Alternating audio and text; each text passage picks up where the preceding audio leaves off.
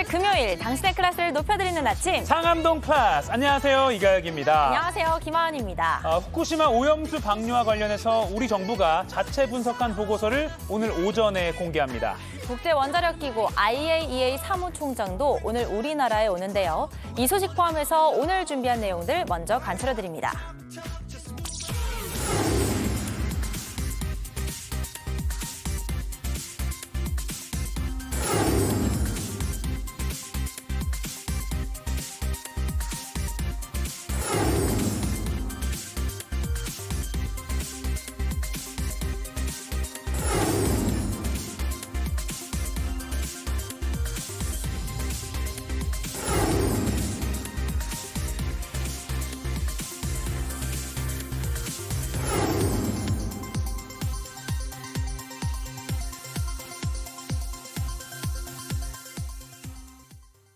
어제도 무척 더웠습니다. 오늘은 많은 비가 오는 곳, 또 무더위가 오는 곳 이렇게 나뉜다고 하는데요. 바로 날씨 알아보겠습니다. 자, 김민지 기상캐스터.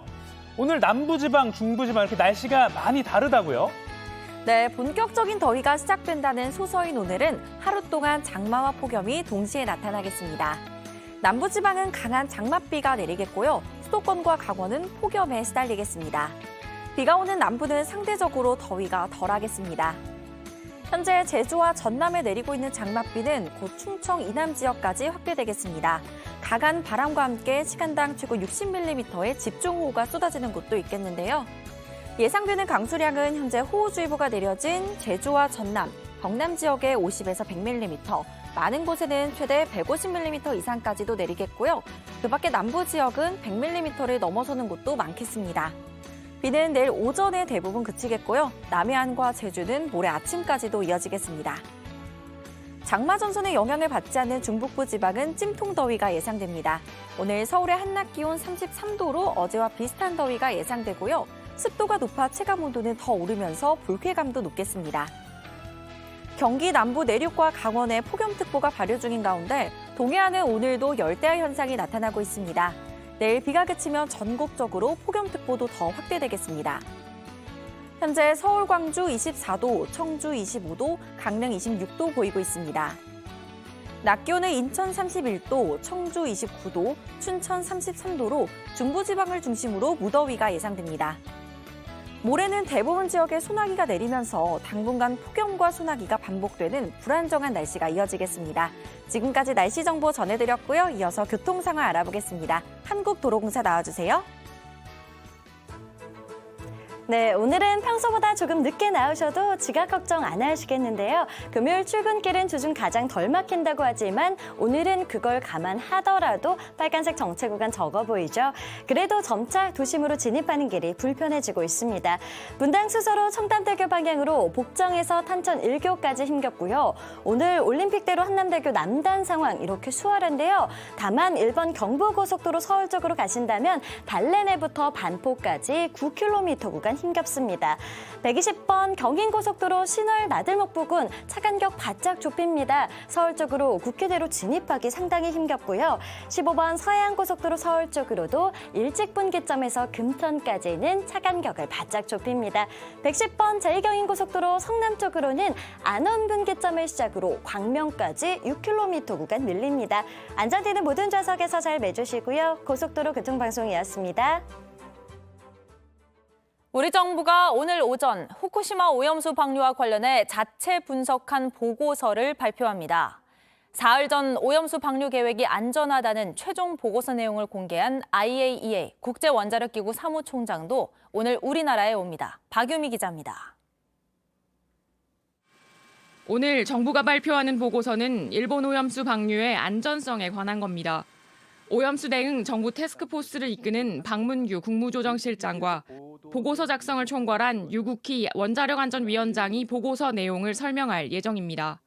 시찰단 활동에서 확보한 자료 등에 대한 분석을 토대로 도쿄 전력의 오염수 방류 계획에 대한 독자적 검증을 진행해 왔습니다. 그 결과를 설명드릴 수 있을 걸로 생각됩니다. 논란이 된 다액종 제거 설비인 알프스의 성능 등에 대한 검토 결과도 공개될 것으로 보입니다. 정부는 일본을 향해 공식 제안도 내놓겠다고 했습니다. 일본하고 도쿄전력이 이걸 계획한 대로 제대로 운영을 할 수 있는 거냐, 그걸 스스로 잘 제어할 수 있고 안정적으로 끌고 갈 수 있는 거냐, 국제기구도 보고 저희도 계속 지금 볼 필요가 있는 것이고. 오염수 방류와 관련해 투명한 정보를 공유하고 현지에 한국 전문가를 배치해달라는 제안 등이 포함될 걸로 보입니다. 라파엘 그로시 국제원자력기구 IAEA 사무총장은 오늘 일본에서 오염수 방류 계획에 대한 종합보고서를 전달하고 저녁엔 우리나라를 찾습니다. 곧바로 한국으로 오는 것은 인접국이자 IAEA 종합보고서에 대해 반발이 큰 국내 여론을 고려한 걸로 풀이됩니다. JTBC 박유미입니다. 최근 비가 연일 쏟아지면서 지반이 약해진 전북 정읍에서 산사태가 발생했습니다. 도로를 지나던 차 한 대가 돌에 깔리고 정전 피해가 잇따르면서 주민들도 불편을 겪었습니다. 내일까지 제주와 남부지방에 최대 150mm의 폭우가 예고돼 있는 만큼 추가 피해 없도록 주의하셔야겠습니다. 박현주 기자의 보도입니다. 바위와 흙이 도로로 밀려나오고 나무들은 힘없이 쓰러졌습니다. 어젯밤 11시 50분쯤 전북 정읍시에 위치한 야산에서 산사태가 발생해 바위와 토사가 도로 100m가량에 걸쳐 쏟아졌습니다. 이 사고로 지나가던 택시가 깔렸지만 안에 있던 기사와 승객은 크게 다치지 않은 것으로 파악됐습니다.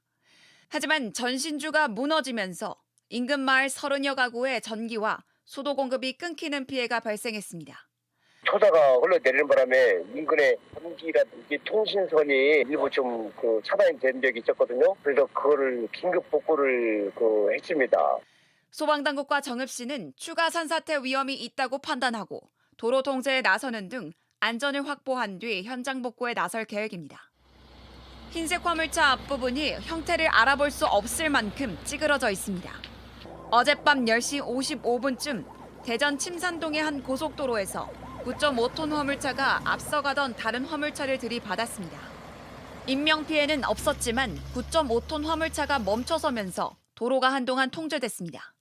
경찰은 화물차 운전자를 상대로 졸음운전 여부 등 사고 경위를 조사하고 있습니다. JTBC 박현주입니다.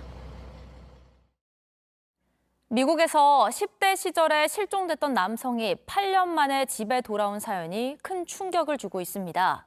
이 남성 알고 보니 8년 동안 집에서 어머니에게 학대를 당해온 것으로 알려졌습니다. 로스앤젤레스에서 홍지은 특파원이 보도합니다.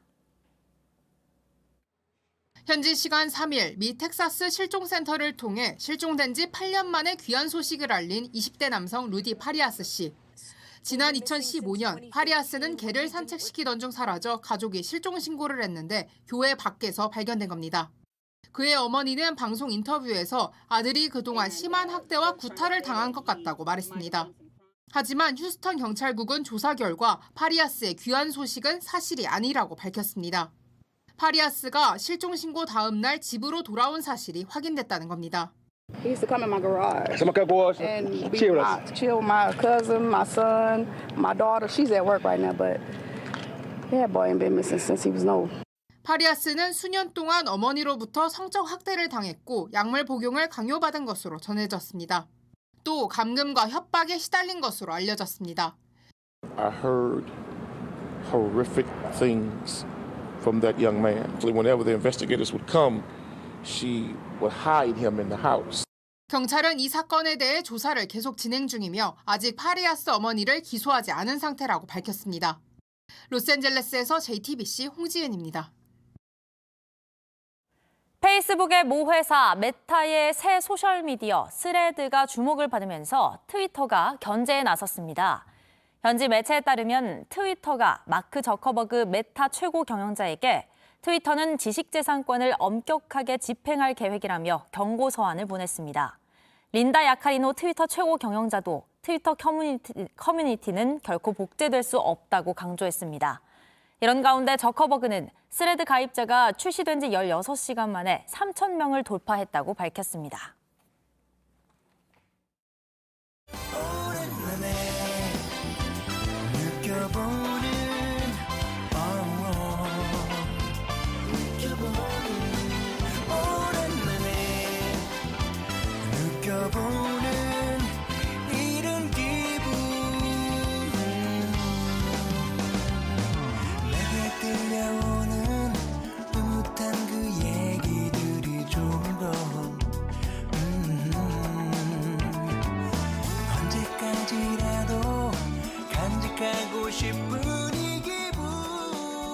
생방송 상암동 클래스 TV뿐만 아니라 유튜브 JTBC 뉴스 채널이나 네이버 뉴스 페이지에서도 지금 실시간으로 함께 보실 수 있습니다. 국내 뉴스 더 살펴보겠습니다. 도시락 이슈 이도성 기자 나왔습니다. 안녕하세요. 안녕하십니까. 오늘도 혼자 나온 이도성입니다. 네, 오늘 어떤 도시락 준비되어 있는지 아주 궁금합니다. 아, 그래요? 첫 번째 도시락 열어볼까요? 그래요? 오늘 유독 궁금해하시는 것 같은데. 네, 열어주시죠. 네, 첫 번째 가겠습니다. 하나, 둘, 셋. 빠밤. 네, 뱅크런 마가라인데요.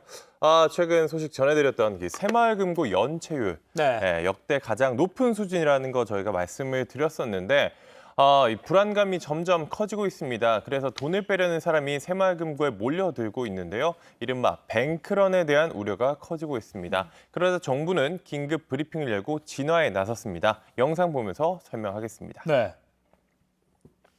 네, 저희 취재진이 어제 한 지역 새마을금고에 직접 찾아가 봤습니다. 오전부터 사람이 몰렸다고 하는데요. 예금을 빼려고 모여든 사람들입니다. 이 대기 장소에 사람들이 꽉 들어찼고 이 새마을금고 측은 객장 창문에 안심하라는 내용을 담은 문구를 이렇게 붙여놨습니다.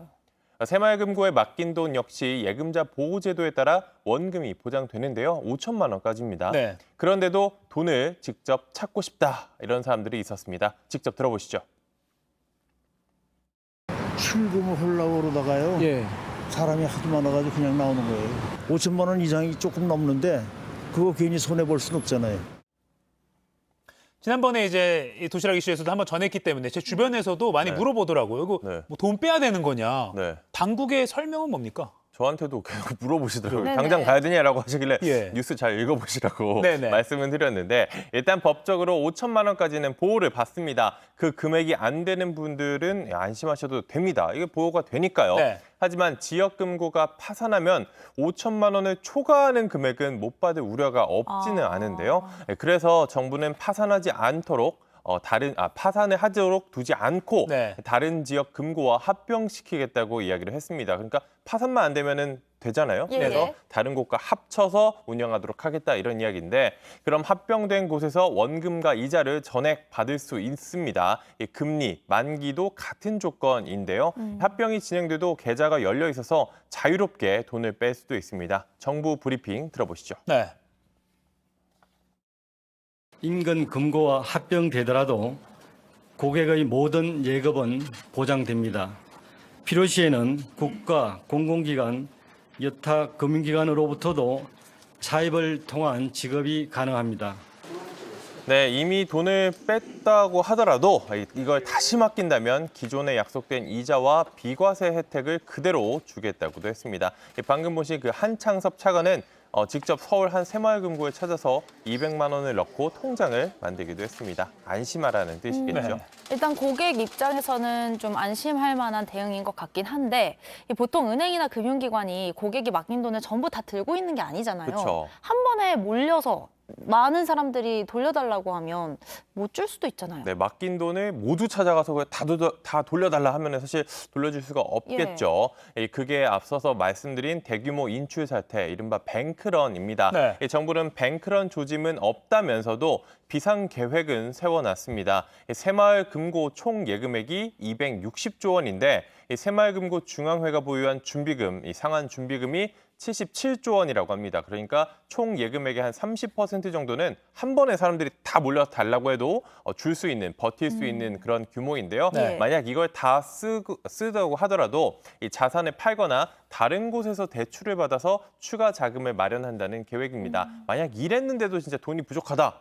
돌려줘야 되는데 돈이 부족하다 그러면은 정부가 공적 자금을 투입할 방침이라고 합니다. 뭐 행안부 차관이 직접 그 창구를 찾아서 통장을 개설하고 계속 안심하라는 메시지를 주고 있지만 사실 이렇게 상황이 되기 전에 지난 3월 말에 연체율이 이미 치솟았거든요. 그때 뭐 금융당국이나 행안부나 새마을금고가 너무 좀 안이하게 대응해서 지금 이렇게 좀 불안한 심리를 고객들에게 준 거 아니냐라는 그런 지적도 나옵니다. 물론 이제 부동산 관련 대출을 뭐 부실하게 했다, 이게 원인이긴 하지만 좀 장기적으로 봤을 때 관리 감독이 제대로 이루어졌나, 이것도 시간을 두고 좀 따져봐야 될 것 같습니다. 불안 심리잖아요, 심리. 네, 맞아요. 다 잡아야겠죠. 자, 다음 도시락도 열어주시죠. 네, 두 번째 도시락도 꺼내보겠습니다. 뒤집힙니다. 하나, 둘, 셋. 빠밤. 네, 미친 개에게 물렸다. 어허. 물음표인데요. 대체 어떤 사람이 이런 말을 미친 개에게 물렸다라고 말을 한 거죠. 이 사람이 어떤 사람이 한 건지 한 남성이 카페에서 혼자 일하는 여성 사장을 성추행을 했습니다. 아이고, 네. 근처 건물 주인이라고 하는데요. CCTV에 그 모습이 고스란히 담겼습니다. 보시죠. 네, 음료를 사러 온 한 70대 남성이 자동 판매기 앞에서 머뭇거리는데요. 그러자 그 옆에 있던 여성 사장이 와서 도와줍니다. 네. 어떻게 쓰는지 알려줬어요. 커피가 나오는 걸 기다리는 동안 이 남성, 여성이 뒤로 가는데 예. 아이고. 갑자기 껴안았어요. 벼랑간. 싫다면서 몸부림을 쳤지만 놓아주지 않았고요. 함께 온 일행들 만류하지도 않고 그저 웃기만 했다고 합니다. 피해자 인터뷰 들어보시죠. 그냥 만진 거 한 번 더 만져보자 하면서 더 끌어안는데 그 소리가 막 쟁쟁하고 하나도 안 도와주냐고. 아유, 뭐 미친 개한테 물렸다고 생각해. 원래 그 형이 손버릇이 그래. 아니 성추행을 저지른 당사자도 문제인데 아까 그 가해자 일행 뭐 그 형이 원래 성격이 그래 미친 개한테 물렸다고 생각해라고 했다는 그 일행도 참 문제고 이게 뭐가 문제인지 전혀 모르고 있는 것 같은데. 아니, 무슨 말이에요, 참. 광고예요. 그래서 친하게 지내는 건가 일행인가 싶기도 한데 이 여성은 결국 우울증 진단을 받았습니다.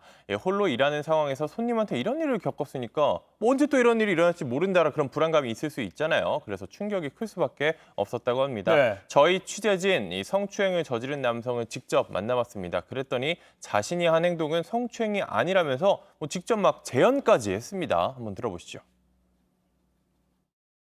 반가워서 그냥 이렇게 했잖아요. 그래서 이렇게 해가지고 어깨 짚고 이렇게 아까 이렇게 집은 거예요. 난 거짓말 할 줄도 모르니까. 아니 그냥 보고 있으니까 정말 기가 막히는 상황인데 아니 설명도 영상이랑 다르잖아요. 지금 네. 영상이 뻔히 남아 있는데. 그러니까요. 영상에 분명히 이렇게 뒤에서 확 끌어안는 장면이 잡혔거든요. 네. 그래놓고 뭐 어깨를 뭐 어떻게 했다 뭐 이런 식으로 이야기를 했던 거죠. 가해자 당당합니다. 가해자는 당당하고 피해자는 움츠러든 그런 상황인데요. 낮에 오는 손님들이 거의 동네 지인들인데 본인이 겪은 일이 동네에 소문이 다 났다라고 피해자가 이야기를 하고 있습니다. 단골 손님들이 발길을 끊을까도 이제 걱정이라고 하는데요. 경찰이 현재 수사를 하고 있고요. 조만간 이 남성 검찰에 넘길 예정이라고 합니다. 아까 가해자의 친구가 뭐 이 형 원래 그래 미친 개한테 물렸다고 생각해라 그랬잖아요. 옛말에 미친 개한테는 몽둥이가 답이다라는 말 있잖아요. 그 말이 괜히 떠오르네요. 황당한 일입니다. 피해자 이 트라우마에서 빨리 좀 벗어날 수 있으면 좋겠습니다. 맞아요. 이 피해자가 움츠러들 일이 전혀 아닙니다. 네. 정말. 영상 보니까 제가 다 화가 나네요. 네. 다음 도시락 열어주시죠. 네, 세 번째도 가보도록 하겠습니다. 하나, 둘, 셋. 빠밤. 네, 전면 백지화인데요. 이 이야기 서울 양평 고속도로 사업이 전면 중단됐다는 소식 어제부터 나오기 시작했죠. 네. 이 김건희 여사 일가의 특혜 의혹 때문이라고 하는데요. 논란이 커지니까 사업 자체를 멈추겠다는 겁니다. 원희룡 국토교통부 장관 발표 들어볼까요? 도로개설 사업 추진 자체를 이 시점에서 전면 중단하고 이 정부에서 추진되었던 모든 상황을 백지화하겠습니다. 네, 원 장관은 이어서 청탁이나 압력을 받았다면 정치 생명도 걸겠다라는 말까지 했습니다. 근데 이게 국책 사업이잖아요. 네. 추진된 지도 꽤 오래되지 않았나요? 네, 올해로 벌써 7년째 추진 중입니다. 1조 7천억 원 규모라고 하는데요. 예비 타당성 조사 등의 세금도 많이 이미 들어간 상황입니다. 원 장관은 민주당 책임론을 제기했는데요. 정쟁의 도구로 활용을 했다라는 그런 취지입니다. 더불어민주당은 곧바로 맞받았습니다. 국가 살림과 국민의 삶은 도박 대상이 아니라면서 감정적으로 대응하며 국책 사업을 중단시켰다는 건데요. 직접 들어보시죠. 네. 한다고 수조 원짜리 또 수년간 논의해서 결정했던 국책 사업을 아예 안 하겠다. 이 어린아이도 아니고 이래서는 안 됩니다. 네, 이번 의혹은 종점지가 종점 그곳이 양평군 양서면에서 강상면으로 변경되며 제기됐는데요. 강상면 인근에 김 여사 일가가 소유한 토지가 있는 것으로 파악이 됐죠.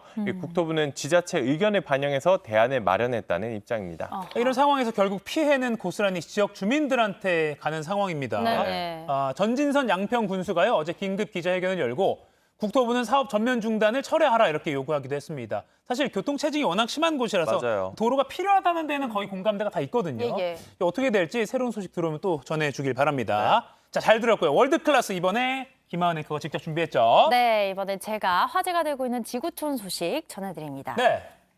나랑 결혼해 줄래? 갑자기 둘 다 결혼했는데. 유부남이 되었네. 미국에서 아주 특별한 프로포즈 현장이 포착이 돼서 한번 불러봤습니다. 네, 함께 가볼까요? 깜짝 놀랐네요. 미국 엘라베마주의 한 방송국 기자가 지금 차를 타고 서둘러서 취재 현장으로 이동을 하고 있는데요. 분주하게 움직여서 도착을 했는데 자, 벌써 경찰이 쳐놓은 접근 금지선 보이시죠? 아무래도 분위기가 심상치 않은 게 뭔가 큰일이 벌어진 것 같습니다. 지금 관계자에게 간략한 사건 설명을 듣고 속보를 준비하는데 저기 뒤에서 남성이 살금살금 접근을 하고 있어요. 네. 무슨 일일까요? 오? 아까 제가 프로포즈 현장이라고 했잖아요. 네, 기자는 사건 현장인 줄 알고 찾아간 건데 사실은 소방관인 남자친구가 프로포즈 이벤트를 준비한 거였습니다. 방송국과 경찰, 소방서가 함께 만든 작품이었는데요. 기자는 상상도 못했다면서 기뻐했고 프로포즈는 성공!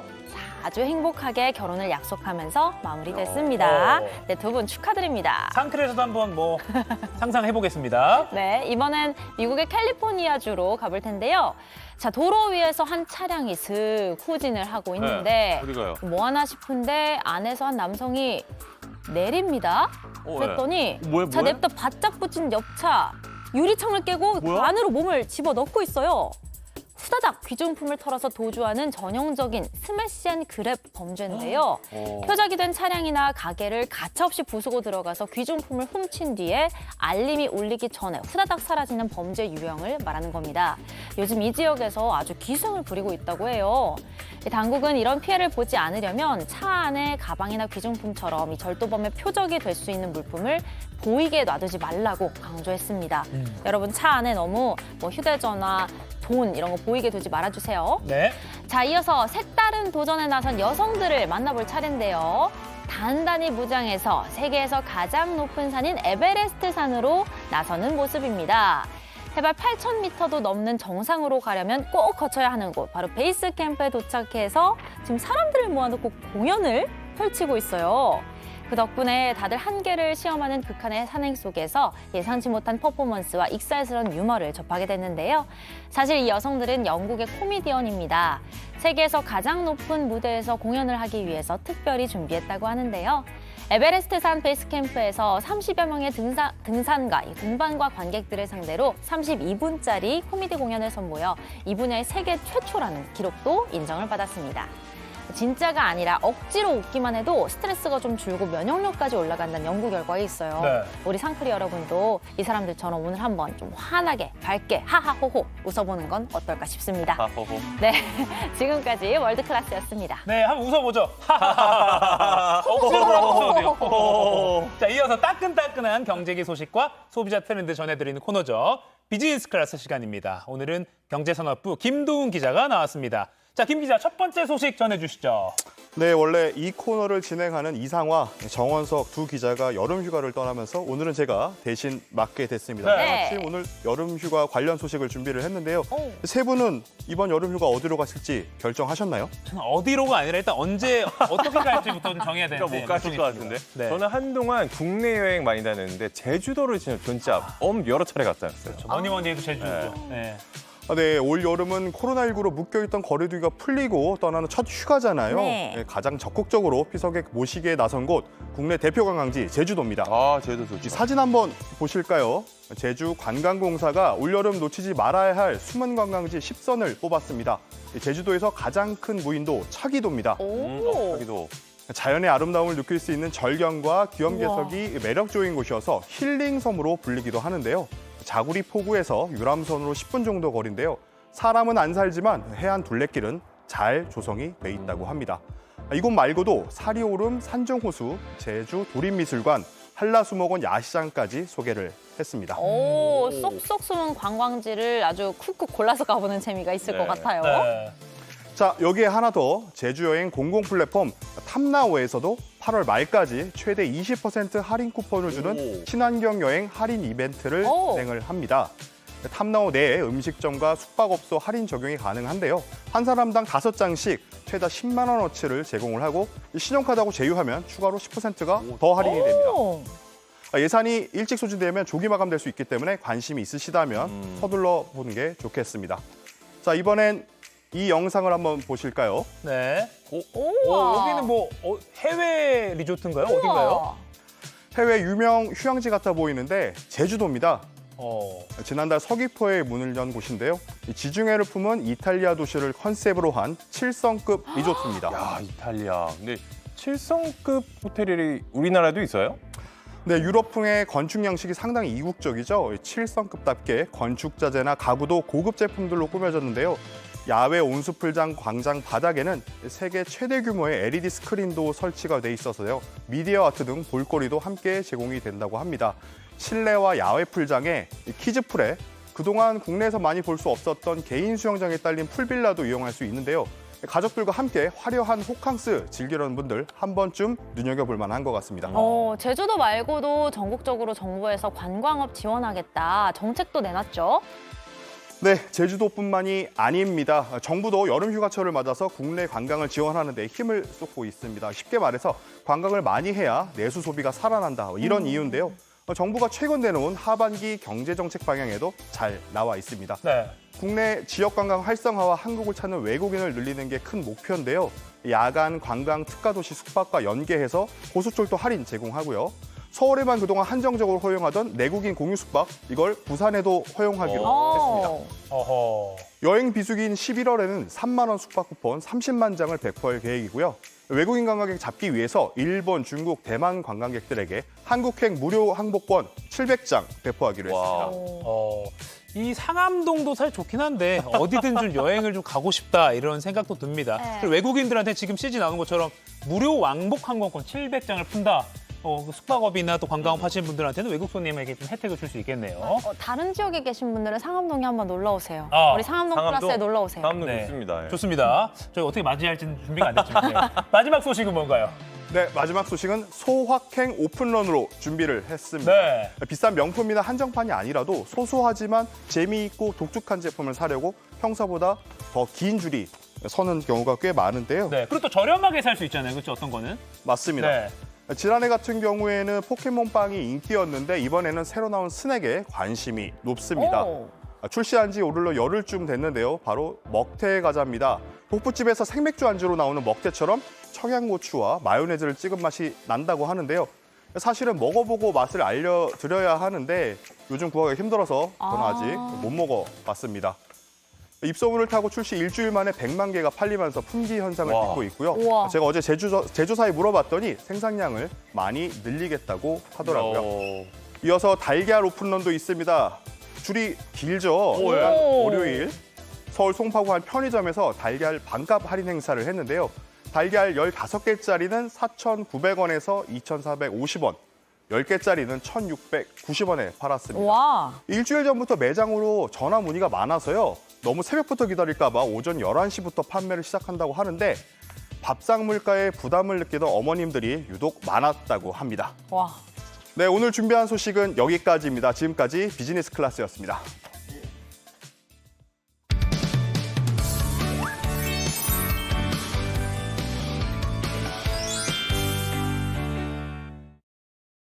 네, 지금 시각 8시 28분입니다. 저 같은 경알못, 경제를 잘 알지 못하는 사람을 위한 당장 내 돈이 되는 지식, 머니클래스. 오늘의 키워드 먼저 보시죠.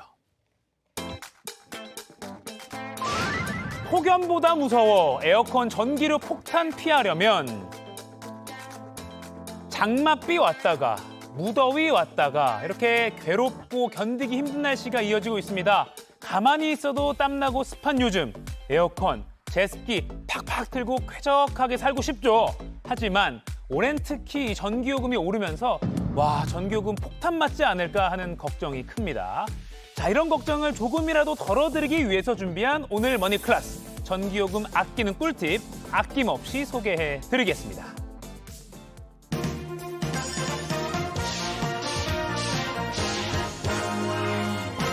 부자 되는 개념 쏙쏙 알려주는 손희의 금융 크리에이터와 얘기 나눠보겠습니다. 안녕하세요. 안녕하세요. 자, 우선 한국전력 한전에서 요금을 직접 감면해주는 뭐 이런 제도가 있다면서요? 네, 맞습니다. 바로 에너지 캐시백 제도인데요. 네, 그러니까 작년이랑 재작년을 함께 2개년을 비교를 해보는 겁니다. 네. 2개년 동안 이 평균 사용량 대비 전기 사용량을 줄였다. 네. 그러면 전기요금 깎아드리겠습니다. 라는 제도인 거고요. 우리가 캐시백을 받을 수 있는 게 종류가 두 가지입니다. 네. 그래서 먼저 기본 캐시백부터 좀 살펴보면요. 전력량을 먼저 비교를 합니다. 그래서 이 전력량은 평균 전력 소모량이랑 비교를 해서 3% 이상 아꼈다면 우리가 요금을 캐시백 해드리겠습니다라는 첫 번째 조건 제시하고요. 두 번째로는 내가 살고 있는 지역에서 참여하는 사람들이랑도 비교를 합니다. 그래서 이 사람들이랑 비교를 했을 때 우리가 참여자들의 평균 절감률 이상을 달성을 했다면 캐시백을 해주는 건데요.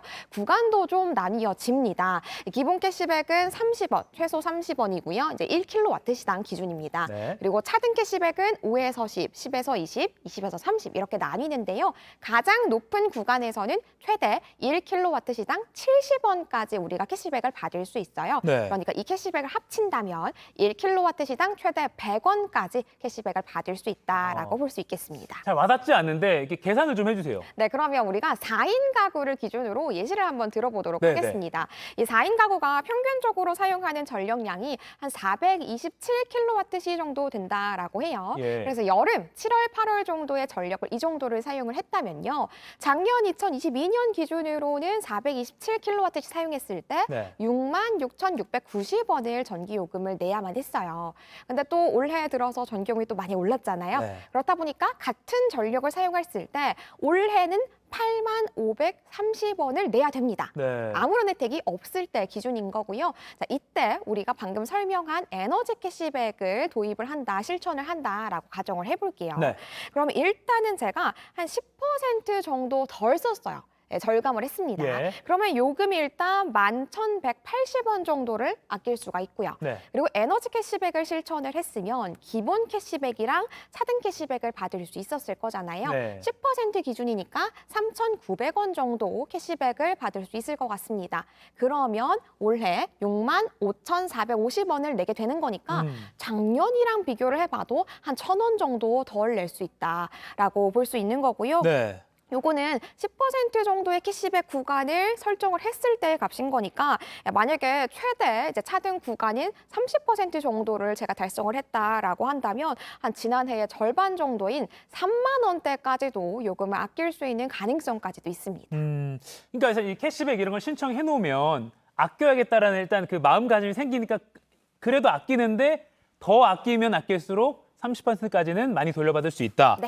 이거 자동으로 되는 거 아니고 신청을 따로 해야 되는 거죠? 네, 안타깝게도 네. 신청을 하셔야 혜택을 네. 받으실 수가 있어요. 그래서 네이버 등의 포털 사이트에 에너지 캐시백 신청 이렇게 검색을 하셔서 홈페이지에 접속을 하시거나 혹은 한전 앱이 따로 있어요. 네. 그래서 한전온이라는 한전 앱에 접속을 하셔서 신청을 하시면 되는데요. 우리 홈페이지 기준으로 신청하는 걸 한번 볼게요. 네. 홈페이지 접속하시면 일단 팝업창이 바로 뜰 겁니다. 신청 바로 가기 눌러서 이제 신청을 하시는데요. 우리가 주택용 에너지 캐시백 신청하기가 따로 있기 때문에 우리는 주택용이잖아요. 그래서 주택용 에너지 캐시백 신청하기 누르셔가지고 회원 가입을 일단 신청을 해주셔야 돼요. 그리고 나서 개별 세대잖아요. 우리는 각각 적용을 받을 거니까요. 네.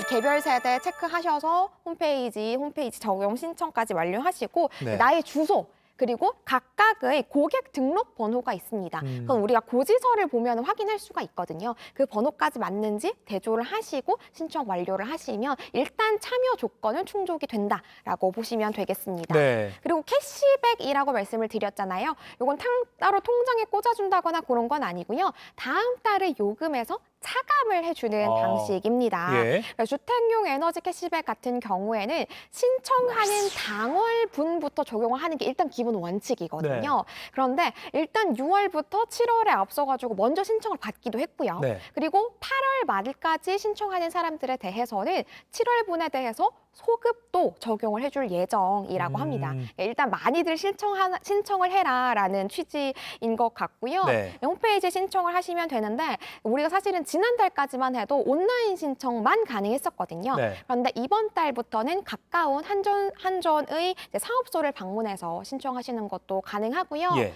혹은 연령이 좀 있으시다거나 이게 좀 신청이 익숙하지 않으시면 어려우실 수 있잖아요.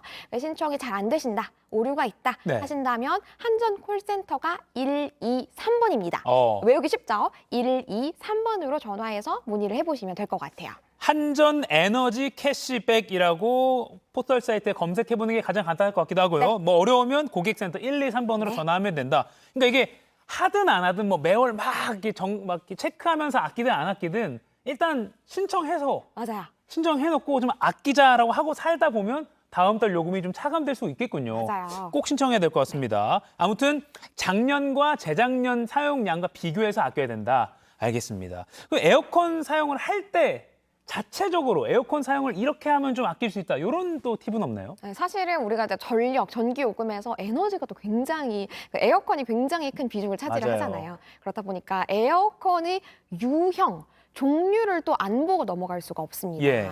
우리 집에 있는 에어컨이 인버터형인지 정속형인지를 뭔지를 좀 따져봐야 된다라는 얘기인 건데요. 네. 이 스탠드형 에어컨인 경우에는 겉면에 인버터형 이렇게 써져 있을 수도 있고요. 혹은 이게 옆에를 보시면 이제 전기에 관련된 정보가 쭉 있는데 그때 예. 최소, 중간, 정격 이렇게 구분이 되어 있는 것도 마찬가지로 인버터형이라고 보시면 되겠습니다. 네네. 그리고 또 에너지 효율 등급이 1등급에서 5등급 이렇게 표시가 돼 있잖아요. 그러니까 5등급이라면 정격형, 정속형이라고 보시면 되겠습니다. 예, 지금 여기 구분이 나가고 있으니까 네. 인버터형과 정속형으로 구분되는데 이 구분되는 거에 따라서 그러니까 이 형태에 따라서 절약하는 방법이 다른 거죠, 지금? 네, 맞아요. 네네네. 네, 특히나 그리고 좀 구체적으로 좀 더 보자면요. 예, 예. 이 정속형 같은 경우에는 예를 들어서 제가 24도를 맞춰놨어요. 네. 그럼 24도의 온도가 도달을 해도 실외기가 계속해서 최대로 돌아갑니다. 반면에 인버터형 같은 경우에는 제가 24도를 맞춰놨을 때 24도가 됐다면 그때부터는 실외기가 자동으로 절전 모드에 들어가서 우리 함께 전기를 자동으로 아껴주는 거거든요. 그렇다 보니까 이제 사용 방법을 좀 달리 해야 되는 건데요. 네. 인버터형 같은 경우에는 일단 처음에 에어컨을 켤 때부터 낮은 온도 그리고 강한 풍속으로 틀어서 내가 원하는 적정 온도에 최대한 빠르게 도달하도록 합니다. 네. 그 다음에는 한 25도에서 26도 춥다고 느끼지 않을 적정 온도 정도로 온도를 살짝 높여서 껐다 켰다 하지 마시고요. 네네. 쭉 틀어 놓으시는 게 우리가 절감을 할 수 있는 방법이고요. 반면에 우리가 정속형 같은 경우에는 계속해서 실외기가 최대로 돌아간다고 했잖아요. 그러니까 적정 온도가 됐다면 껐다가요. 아, 좀 더운데 싶으면 다시 켜시고 요걸 반복하시는 게 낫습니다. 그리고 또 우리가 에너지 절감하면 사실 제습 기능에 대한 얘기도 굉장히 많이 도는데요. 맞아요. 이 제습 기능이 사실은 우리가 냉방 기능을 트는 거랑 전력 면에서 크게 차이가 없다고 해요. 오히려 습한 날에는 냉방 기능보다 훨씬 많은 에너지가 들 때도 많다고 하니까 네. 주의를 좀 하셔야겠습니다. 보통 인버터가 살 때 에어컨 처음에 새로 살 때는 비싼 게 인버터라고 하더라고요. 그리고 실외기를 생각하면 되겠네요. 네. 그러니까 실외기가 자동으로 좀 이제 온도에 도달하면 천천히 가는 기능이 있는 게 인버터니까 인버터는 아예 끄거나 하지 말고 도달했으면 온도를 높여서 이제 그냥 절약 모드로 돌게 하라. 맞아요. 이걸 기억하고 있으면 될 것 같습니다.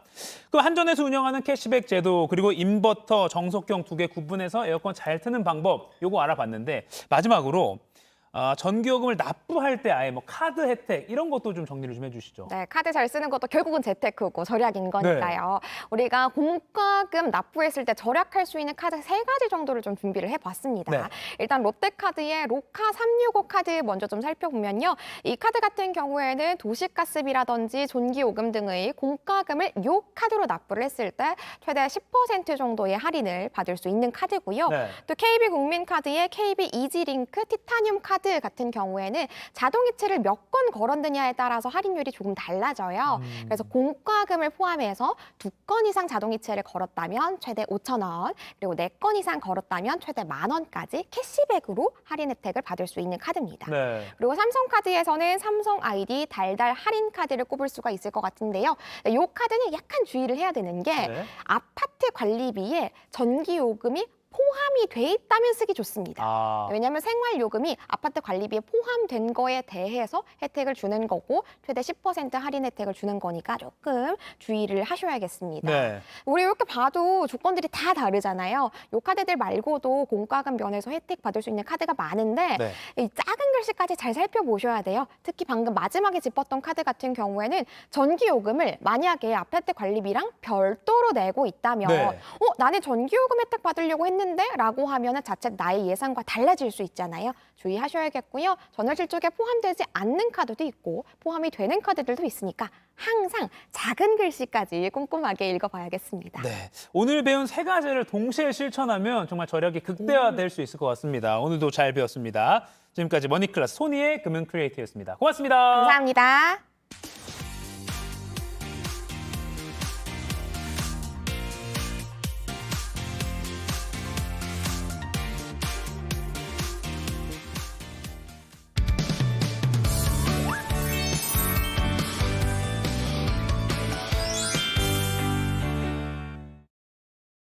상클 라이프 시간입니다. 오늘은 여러분의 건강을 관리해 드릴 텐데요. 오늘의 주제부터 바로 만나보겠습니다. 여름에도 건강하게 꿀피부 만드는 방법. 자, 강한 햇볕, 높은 온도, 습도 때문에 피부에 적신호가 켜지는 계절 바로 여름입니다. 맞아요. 힘들어요. 네, 오늘은 여름철에 우리 피부에 어떤 변화가 일어나는지 또 그 변화를 건강하게 잘 극복하기 위해서 우리가 어떻게 관리를 해야 할지 피부과 전문의 조광현 원장과 함께 알아보겠습니다. 원장님 어서 오세요. 네, 오십시오. 안녕하세요. 피부과 선생님답게 일단 피부가 촉촉해 굉장히 보여요. 부럽습니다. 네. 근데 피부는 사실 사계절 내내 뭐 관리를 잘 해야 되는 거잖아요. 근데 여름철에 이렇게 특히 더 신경을 써야 하는 이유 뭐가 있을까요? 네. 여름이 되면 네. 자외선이 강해지고 온도가 올라가잖아요. 네. 그러면 우리 몸은 대사가 전체적으로 활발해집니다. 네. 그리고 우리 피부에서는 피지샘이 활발해지고 땀샘이 활발해져서 피지와 땀의 분비가 올라가게 되거든요. 그러면 모공을 잘 막으니까 여드름이 생기기가 쉽고 모공이 커지기가 쉬워지죠. 또 추가적으로 대사가 활발해지고 분비가 활발해지니까 우리 인체의 수분이 떨어지기 쉽고요. 또 온도가 높고 자외선이 강하고 피부에 염증이 생기기 쉬우니까 네. 자극이 되어서 빨개지기가 쉽고 또 기존에 기미가 있는 분들은 기미도 심해지기가 쉽습니다. 제 고민이 기미거든요. 야외 활동을 좋아하다 보니까. 네. 자, 그럼 여름철 피부 관리 맨 첫 번째 단계가 뭔가요? 네. 네. 여름철 피부 관리의 첫 번째 단계는 피부 위에 있는 미세먼지, 각질, 피지, 땀 이런 더러운 것들을 씻어내는 클렌징입니다. 클렌징. 네. 잘 씻어줘야 된다. 맞습니다. 그래서 클렌징은 아침에 한 번, 밤에 한 번, 하루 2회, 그리고 미온수를 이용해서 자극이 적은 약산성 클렌저를 사용해서 1분 정도 빠진 부위 없이 구석구석 부드럽게 마사지 해주는 것이 중요하고요. 네. 그다음에 클렌저에 잔여물이 남으면 그게 또 피부에 자극이 되고 여드름을 유발할 수 있거든요. 네. 그래서 헹구는 것도 충분히 1분 정도 구석구석 헹궈 주시는 것이 중요합니다. 그러니까 뭐 자주 하면 좋다고 하지만 한 하루에 2번 정도 하고 오히려 잘 씻어줘야 된다. 잔여물이 남지 않게. 기본이 딱 그게 되는데 저 잊고 있었네요. 잘 안 씻은 것 같은데. 아무튼 여름만 되면 그래 피부 표면은 막 기름지고 번들번들 거리는데 그거 속건조라고 하나요? 이렇게 땀이 마르면 또 건조함이 막 느껴지고 피부가 좀 이상한 푸석푸석한 느낌 들고요. 특히 에어컨이 센 곳에 있으면 저는 너무 푸석해져요. 그러네요. 그렇죠. 네. 그게 이제 피부에서 수분이 증발해서 그런데 여름에는 특히 피지랑 땀 분비가 많으니까요. 네. 인체에서 수분을 많이 빼앗기게 되거든요. 그래서 피부가 건조해지기 쉽습니다. 네네. 그래서 이제 피부에 수분을 충분하게 보습해 줄 수 있는 그 보습이 중요한데 예. 여름에는 첫 번째는 물을 많이 마시는 것이 굉장히 중요합니다. 그래요? 네. 지금 일단 우리 물 한 드시죠. 시청자 여러분 다 물 드시죠. 피부를 물 위해서. 먹는 거 잊을 수가 피부를 있어요. 위해서, 저희가 네. 말씀드려야 돼요. 이렇게 알람처럼. 자, 피부 좀 물을 많이 촉촉해진 것 먹어야 돼. 같은데요? 그러니까 물을 피부에 끼얹는 게 아니라 먹어도 좋은 거군요. 네, 그리고요. 맞습니다.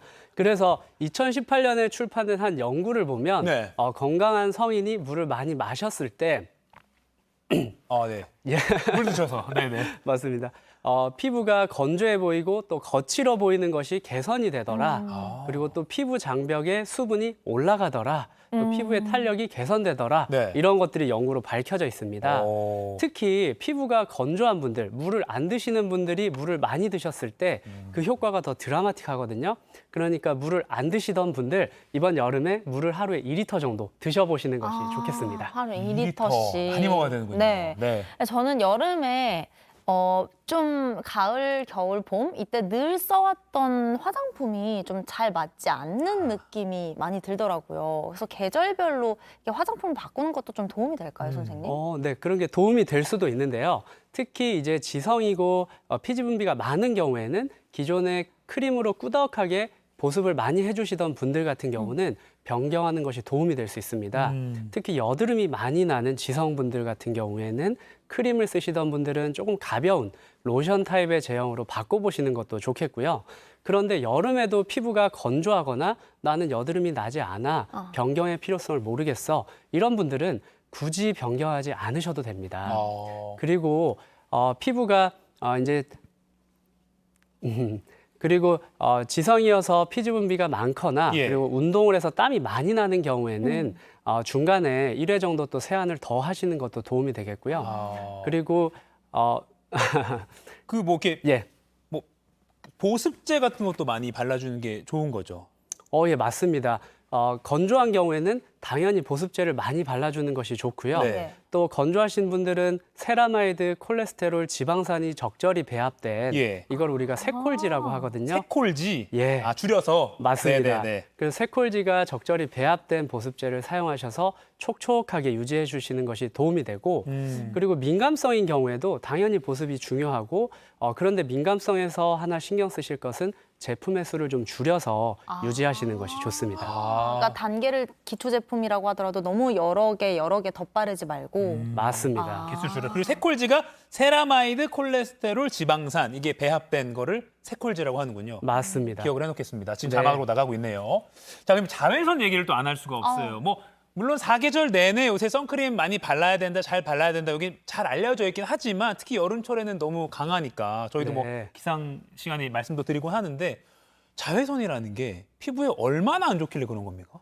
자외선이 우리 피부에 정말 안 좋은데요. 네네. 우리가 여름에 피서 갔다 오거나 겨울에 낮에 스키 많이 타거나 하면 얼굴이 빨개지면서 익잖아요. 네. 이것이 일광 화상인데요. 화상이군요, 일종의. 맞습니다. 그래서 그렇게 자외선이 우리 피부를 손상을 시킵니다. 그래서 자외선이 우리 피부에 오게 되면 염증을 일으키기 때문에 피부가 빨개지기도 하고요. 네. 그리고 그것이 반복이 되면 색소 침착도 심해지고요. 또 피부 속의 섬유들을 녹이면서 변성도 시켜요. 그래서 이게 더 심해지면 피부가 노화가 되고 주름도 심해지고 탄력도 떨어지고요. 네. 또 검버섯도 심해지고 심한 경우는 피부암까지 유발을 합니다. 그러니까요. 피부암이라는 얘기를 이게 들으니까 이거 좀 자외선 신경 안 쓸 수가 없겠더라고요. 맞아요. 그렇죠. 그리고 이게 무슨 무섭죠. 파장이 또 다르다면서요, 자외선이랑. 맞습니다. 네네. 자외선을 파장의 길이에 따라서 두 가지로 나누는데 UVA와 UVB로 나눕니다. 예, 지금 화면 나가고 있네요. 예, 화면에서 보시는 것처럼 UVB는 파장이 짧고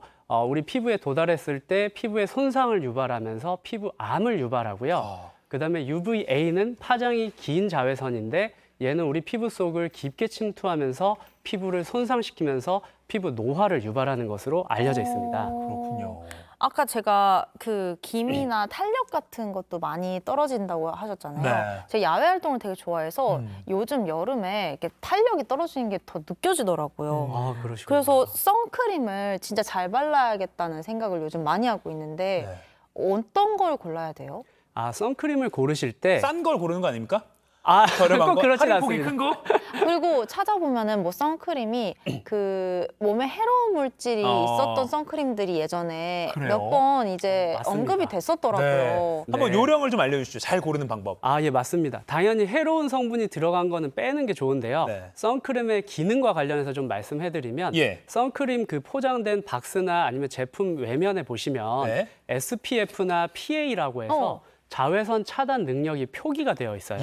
그런데 이 SPF는 Sun Protection Factor라고 해서 이 UVB를 차단하는 능력을 숫자로 표현한 것이고요. 그래서 숫자가 클수록 차단 능력이 좋다. 이렇게 생각하시면 되고 네. 그다음에 PA는 Protection Grade of UVA라고 해서 UVA를 차단한 능력을 플러스의 개수로 표시한 것입니다.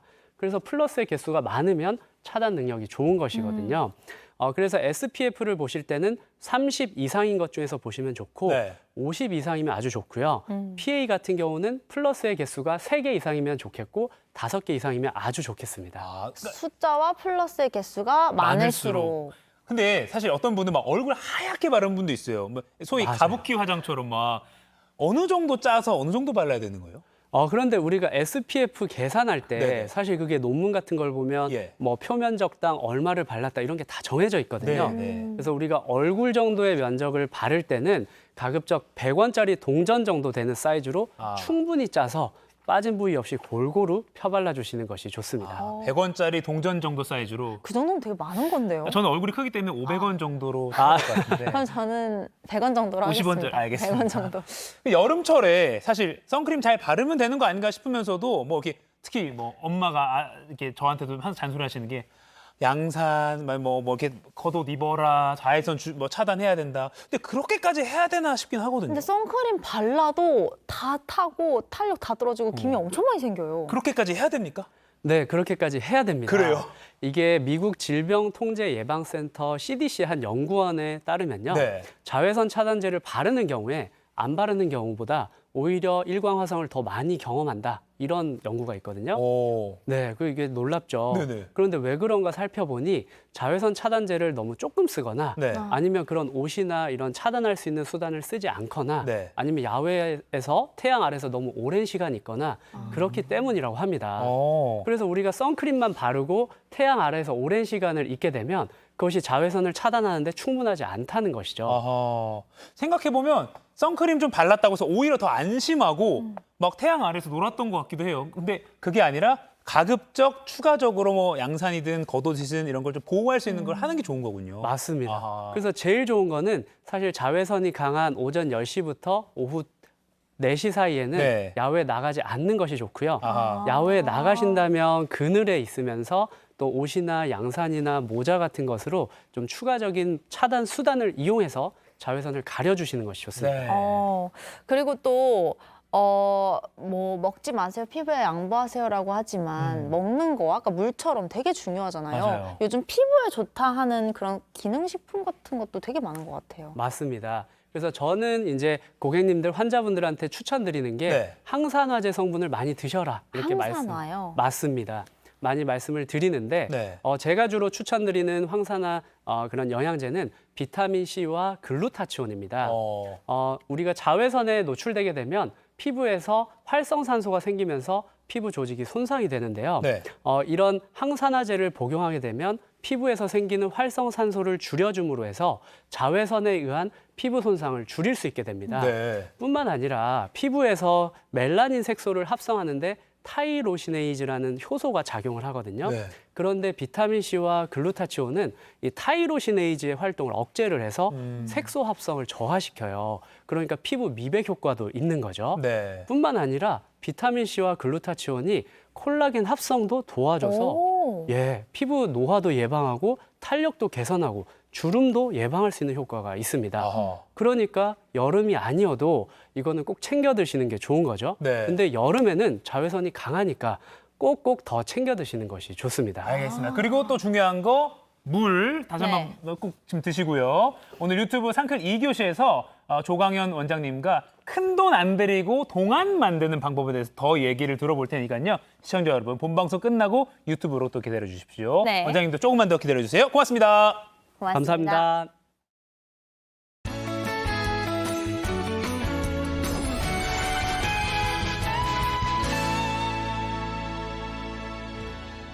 오늘은 본격적인 더위가 시작된다는 소서입니다. 오늘은 장마와 폭염이 동시에 나타나겠습니다. 남부지방은 강한 장맛비가 내리겠고요. 수도권과 강원은 무더위가 이어지겠습니다. 현재 제주와 전남을 비롯해 전북과 경남도 비가 내리기 시작했습니다. 곧 충청 이남 지역까지 확대될 텐데요. 시간당 30에서 60mm의 집중호우가 쏟아지는 곳도 있겠습니다. 예상되는 강수량은 현재 호우주의보가 내려진 제주와 전남, 경남 지역에 50에서 100mm, 많은 곳에는 최대 150mm를 넘어서는 곳도 많겠고요. 그 밖에 남부지방은 100mm를 넘는 곳도 많겠습니다. 비는 내일 오전에 대부분 그치겠고요. 남해안과 제주는 모레 아침까지도 이어지겠습니다. 경기 남부와 강원 내륙에 폭염특보가 발효 중인 가운데 동해안은 오늘도 열대야 현상이 나타나고 있습니다. 내일 비가 그치면 전국적으로 폭염특보도 더 확대되겠습니다. 자세한 지역별 현재 기온 보시면 현재 서울, 대구 25도, 강릉은 27도까지 올랐습니다. 낮 기온은 인천이 31도, 서울, 춘천 33도로 중부지방을 중심으로 무더위가 나타나겠습니다. 당분간 폭염과 소나기가 계속되는 불안정한 날씨 보이겠습니다. 내일은 경기 남동과 강원 남부 내륙에, 모레는 대부분 지역에 소나기가 내리겠고요. 화요일까지 길게 이어질 전망입니다. 날씨였습니다. 네, 지금 바로 유튜브 JTBC 뉴스 채널로 들어오십시오. 본방송 끝나고 바로 이어지는 또 다른 생방송 상틀 2교시 곧 시작합니다. 네, 피부과 전문의 조광현 원장에게 하루 5분으로 동안 얼굴 만들기 배워보겠습니다. 이거 말고도 피부 관련 궁금증들 본방송 때도 되게 많았었거든요. 채팅창에 올려주시면 저희가 다 모두 들어보겠습니다. 그리고 2리터 물 마시라고 하셨으니까 하루에 지금도 또 마셔주세요. 자, 오늘 물에 너무 집착하시죠? 마셔야 되면 돈 안 듭니다. 자, 저희도 바로 유튜브로 넘어가겠습니다. 인사드릴게요. 오늘도 상쾌하세요.